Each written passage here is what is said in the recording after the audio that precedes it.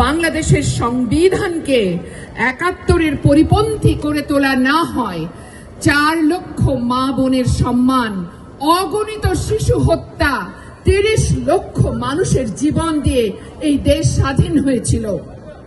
আপনারা নিশ্চয়ই সে কথা ভুলে যাননি, আপনারা কখনোই ভুলে যাবেন না। আমি জানি আমার মতো আপনারাও আজকে দীর্ঘদিন ৩ থেকে ৪ মাস আমাদের মনের শান্তি শেষ হয়ে গেছে, আমাদের মানসিক কষ্ট মাথার উপরে বুকের উপরে চেপে বসে আছে, কারণ আমরা কিছু চাই না।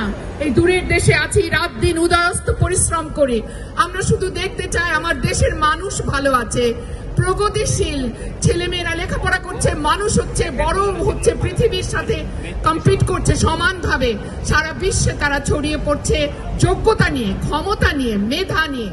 সেই জিনিসটি দেখতে চেয়েছিলাম, আমরা এসব চাইনি। যে ভয়াবহ ব্যাপার হচ্ছে, আজ যারা ক্ষমতায় তারাই কিন্তু ব্লগার হত্যাকারী।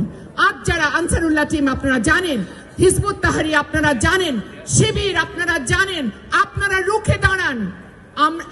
অ্যানি ফেরদৌস বলেছেন যে আমরা শিল্পী, আমরা সাংস্কৃতিক ব্যক্তিত্ব, সংস্কৃতি নিয়ে আমাদের কাজ, শিল্প নিয়ে আমাদের কাজ, কিন্তু শিল্প তো আমার দেশ ছেড়ে হয় না। আমার তো মা রয়েছে, আমার দেশ, আমার মা। আমি তো আমার মাকে অস্বীকার করতে পারবো না, আমার মায়ের দুঃখে তো আমি না খেতে পারবো না। আপনাদের কাছে স্বনির্বন্ধ অনুরোধ, জোর হাত, যে যেখান থেকে পারেন এর প্রতিবাদ করেন, এটাকে বন্ধ করেন। যা কিছু হচ্ছে বাংলাদেশে, পাহাড়ে, সমতলে, আপনারা সকলে মিলিতভাবে দাঁড়ালে আপনারা পারবেন। জয় বাংলা, জয় বাংলা।